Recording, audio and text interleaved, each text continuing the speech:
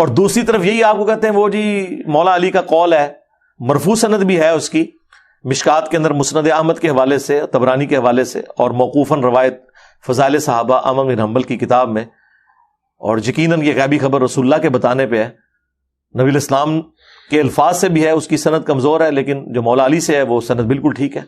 نبی الاسلام نے مولا علی سے فرمایا کہ تیری مثال میری امت میں عیسیٰ ابن مریم کی سی ہے۔ ہاں، یہودی ان کا انکار کر کے گمراہ ہوئے اور عیسائی ان کی شان میں غلو کر کے، اور پھر مولا علی کا قول اس کے ساتھ سپورٹیو جو نبی الاسلام کے بتانے پہ موقوف ہے کہ میری وجہ سے 2 فرقے جہنم میں جائیں گے، 2 گمراہ ہوں گے، ایک میری محبت میں غلو کر کے، ایک میری دشمنی میں۔ وجہ سے مراد یہ نہیں کہ میں قصوروار ہوں، حضرت عیسیٰ تو قصوروار نہیں ہے یہود و نصارہ کی گمراہی کا، مراد یہ کہ مجھے بیس بنایا جائے گا۔ اور یقیناً اس امت میں مولا علی کی ہی پرسنالٹی اتنی بڑی تھی کہ ان کی بنیاد پہ یہ کام ہوتا۔ جس طرح میں کہتا ہوں عیسیٰ ابن مریم ڈیزرو کرتے تھے کہ اگر گمراہی کسی کے نام پہ کھڑی کی جاتی تو اتنا بڑا بندہ چاہیے تھا ہمیں کہ جو مردوں کو زندہ کر دے، تو اسی کو خدا کا بیٹا کہا جا سکتا ہے نا۔ عقلاً دیکھیں، اگر گمراہی اپنی جگہ، لیکن لاجک انہوں نے اپنی جگہ جو بنائی ہے، کوئی بنیاد تو صحیح بنائی ہوئی ہے نا۔ مٹی کی مورت میں پھونک مارے اور اللہ کے اذن سے وہ پرندہ بن جائے، جس کو اتنا بڑا معجزہ ملے، وہی اس چیز کا حقدار تھا کہ اسی کے نام کو یوز کر کے اللہ کا بیٹا ڈکلیئر کیا جاتا۔ اگرچہ یہ گمراہی ہے، لیکن میں بنیاد آپ کو بتا رہا ہوں کہ بنیاد جو انہوں نے قائم کی ہے وہ ان کے بڑا ہونے کی وجہ سے۔ تو اس امت میں واقعی مولا علی ہی اتنی بڑی پرسنالٹی تھے کہ ان کے نام کے اوپر یہ سب کچھ کھڑا ہوتا، کیونکہ المستدرک للحاکم میں امام حاکم نے احمد بن حنبل کا قول نقل کیا ہے کہ ہم تک جتنی احادیث پہنچی ہیں ذخیرہ احادیث میں، کسی اور صحابی کی شان میں اتنی احادیث نہیں ہے جتنی کہ مولا علی کی شان میں۔ سب سے پہلے مسلمان کون؟ مولا علی، ترمذی میں، مسند احمد میں، سنن سیغ الکبریٰ کے اندر موجود۔ سب سے پہلے حضور کے ساتھ نماز کس نے پڑھی؟ مولا علی علیہ السلام نے۔ نبی علیہ السلام کی نسل کن سے چلی؟ مولا علی سے۔ کس کو حضور نے کہا من کنت مولا فہذا علی مولا؟ مولا علی۔ علی سے محبت نہیں رکھے گا مگر مؤمن، علی سے بغض نہیں رکھے گا مگر منافق، بائی نیم مینشن کیا۔ اور پھر المستدرک للحاکم میں حدیث، کوئی شخص پوری زندگی روزے رکھے اور مقام ابراہیم اور حجر اسود کے درمیان نمازیں بھی پڑھتا رہے، اگر ہم اہل بیت کا بغض اس کے دل میں ہوگا تو ضرور جہنم میں داخل ہوگا۔ اب یہ اتنی زیادہ احادیث کی موجودگی میں اہل بیت کی محبت یا ان سے بغض کی وجہ سے ہماری جنت اور جہنم کا فیصلہ ہو رہا ہو، تو آپ کیا سمجھتے ہیں یہ ہلکا کوئی چھوڑنے والی بات ہے؟ جبکہ امت نے حضور کی نصیحت غدیر خم کی کہ 2 چیزیں چھوڑ کے جا رہا ہوں، قرآن اور اہل بیت، جو مسلم شریف میں اوپر تلے 4 احادیث ہیں۔ قرآن کو پکڑ لینا، اس میں ہدایت ہے، یہ اللہ کی رسی ہے، جو اسے پکڑے گا ہدایت پہ ہوگا، جو چھوڑ دے گا گمراہ ہو جائے گا۔ اور دوسری بھاری چیز میرے اہل بیت ہے، میں اپنے اہل بیت کے معاملے میں تمہیں اللہ کا خوف دلاتا ہوں۔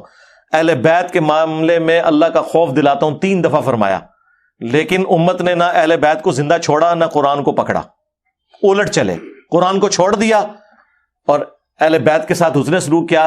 حضور کو قبر میں گئے، 50 سال ہوئے اور آپ کی پوری نسل قتل کر دی سوائے چند لوگوں کے۔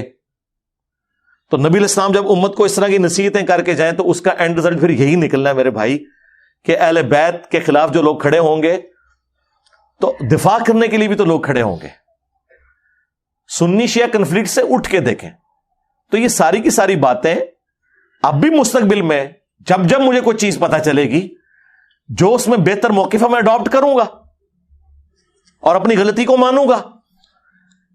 کسی شخص کو اس کی غلطی ماننے پر، یہاں تو غلطی بھی نہیں تھی، میں نے ایک سٹیپ طے کیا کہ وہ جو موقف تھا جو میں نے اڈاپٹ کیا تھا قرآن و سنت کے بغیر تمہارے بابوں کے کہنے پہ، میں نے ایک بابا چھوڑا احمد بن حنبل کہ ان کا موقف مشاجرات صحابہ پہ غلط ہے، جب وہ خود حدیث مسند احمد میں لے کے آ رہے ہیں جنگ جمل صفین نہروان پہ، اور ہمیں کہہ رہے ہیں کہ ان باتوں کو ڈسکس نہ کرو۔ وہ ہمیں یہ بتانا چاہ رہے ہیں کہ رسول اللہ نے فرمایا تھا لیکن رسول اللہ کی زبان بند کر دو، نعوذ باللہ۔ حاجی پہلے خلیفہ کے مخالفین مرتد واجب القتل، دوسرے خلیفہ کے مخالفین کافر رومنز اور پرشینز، تیسرے خلیفہ کے مخالفین جی بلوائی خارجی، حالانکہ وہ خارجی نہیں تھے، خوارج کی ٹرم جو ہے حضرت علی کے زمانے میں آئی ہے۔ اے چوتھے خلیفہ کے مخالفین اے رضی اللہ عنہ. تو علیکم بسنتی و سنت الخلفاء الراشدین المہدیین جو ابو داؤد ترمذی کی حدیث ہے وہ کدھر گئی؟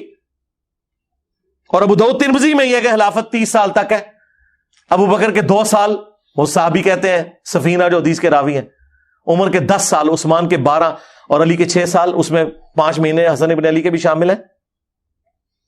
اور جب پوچھا گیا کہ یہ بنو امیہ کیا ہے، انہوں نے کہا یہ شریر 3 بادشاہ ہیں، ان کی پیٹھ سے یہ جھوٹ نکلا جو کہہ رہے ہیں کہ علی علیہ السلام خلیفہ نہیں ہے. علی علیہ السلام لکھا ہے امام داؤد نے، اور مصنف ابن ابی شیبہ اور مسند ابی داؤد طیالسی میں تو یہ حدیث میں آگے الفاظ ہیں. وہ راوی پوچھتا ہے اس صحابی سے کہ یہ پھر معاویہ کیا ہوئے؟ انہوں نے کہا یہ مسلمانوں کے پہلے بادشاہ ہیں، یہ خلیفہ راشد نہیں ہے. ہم حضرت معاویہ کو خلیفہ بھی نہیں مانتے، بادشاہ مانتے ہیں.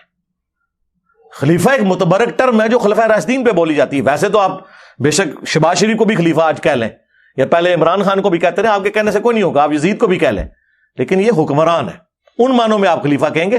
جو خلافت ایز اے ٹرم خلیفہ راشد ہے وہ وہی 5 ہے، ابو بکر، عمر، عثمان، علی، حسن ابن علی، یا بعد میں کسی درجے میں عمر بن عبدالعزیز. تو واضح اس میں موجود ہے کہ بادشاہوں میں سے بادشاہ ہیں حضرت معاویہ. اور مصنف ابن ابی شیبہ میں تو الفاظ ہیں کہ یہ سخت گیر بادشاہ ہے اور ان کا پہلا بادشاہ معاویہ ہے. لہذا وہ جو مسند احمد کی حدیث ہے نا، کاٹ کھانے والی ملوکیت خلافت راشدہ کے بعد، تو یہ تو سٹارٹ کرتے ہیں بعد میں. حضرت سفینہ نے وہ ساتھ ہی سٹارٹ کر دی ہے کہ پہلا بادشاہ یزید نہیں ہے، پہلا بادشاہ کون ہے؟ معاویہ ابن ابی سفیان رضی اللہ تعالیٰ عنہ. ہم تو احترام سے نام لیں گے.